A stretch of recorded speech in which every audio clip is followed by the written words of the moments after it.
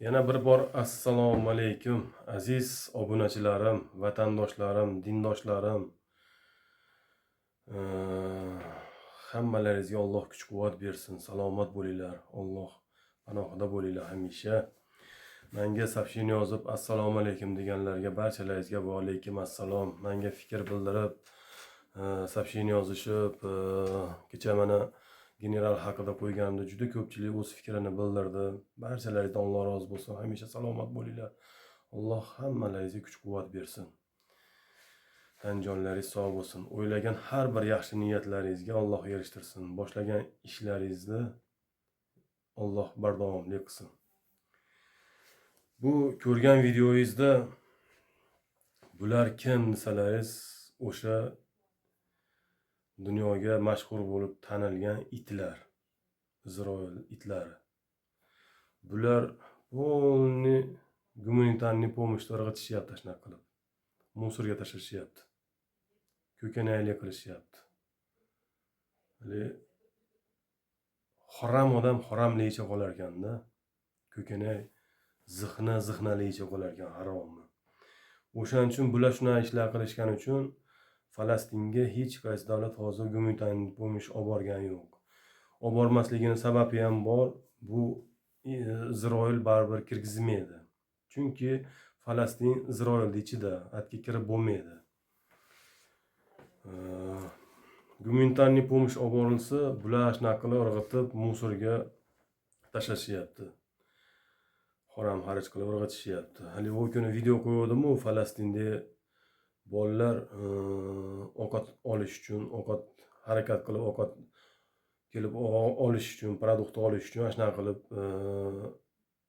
o'lsa ham tavakkal qilib chiqishadi deb ko'rsatgandim videosini. Xuddi mana shu Isroilda itlar mana shu tashlayotgan produktlarni olgani kelishadi o'sha Falastindagilar. Alloh Falastindagilarga kuch-quvvat bersin, sabr-toqat bersin. Xudo xolasa bu kunlar o'tib ketadi inshaalloh. Umid qilamiz. Ozgina qoldi, Xudo xolasa. 100 yilda deyilgan. Endi to'g'ri ozgina yana qiyinchilik bo'ladi. 100 yilda bular qirilishadi yana. Xudo xolasa bu yevreylar, Isroilda yevreylar, Xudo xolasa yana jicha qoldi. Umid qilamiz. Mana shunaqa qilib produktlarni o'sha ko'rgan bo'lsangiz videoda polni kamazlab ochiq, hamma gumanitarniy pomosh borgan nimalarni irg'itishib chatishyapti bu itlar. Isroilda itlari, eshshaklari. Odam qilmaydi-da, buni it deyiladi o'shaning uchun, eshshak deyiladi. Bir tomondan it desangiz, it odamni uyini qo'riqlaydi. It bulardan hurmatliroq ekan. Eshshak desangiz, eshshak odamni og'ir yukini yengil qilib beradi. Eshshakdan ham nima ekan? Bular cho'chqa ekan bu, Isroilda yevreylar. Cho'chqa o'z axlatini ham yeydi, o'z bolasini ham yeydi, hamma narsani yeydi. Och qolsa odamni yeydi. Yevrey ham xuddi shunaqa, odam yeydi, odamxo'r, qonxo'r bu yevreylar. Bularga ham Allohning jazosi bor inshaalloh. Bularga Alloh o'zi kifoya qilsin.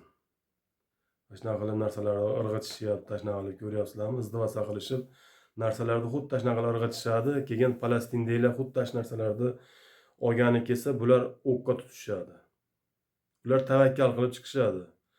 O'lgani o'sha yerda o'lib qoladi, qolgani o'sha produktlarni harakat qilib o'g'irlab olib boradi, qolgan Falastinda odamlarga yegizish uchun olib boradi. Alloh ularni yuraklarini baquvvat qilsin. Tan jonlarini sog' qilsin Falastindagilarni. Bu Isroildagilar iloyim bu kun qilayotgan kunlari o'zlariga kelsin iloyim. Bundan battar xo'r o'lsin ular ham. Bu Isroilda itlar.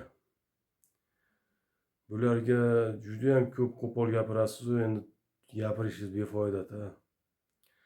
Aziz vatandoshlarim, dindoshlarim, obunachilarim, barchalaringizdan Alloh rozi bo'lsin. Hamisha salomat bo'linglar. Alloh barchalariga kuch-quvvat bersin. Assalomu alaykum.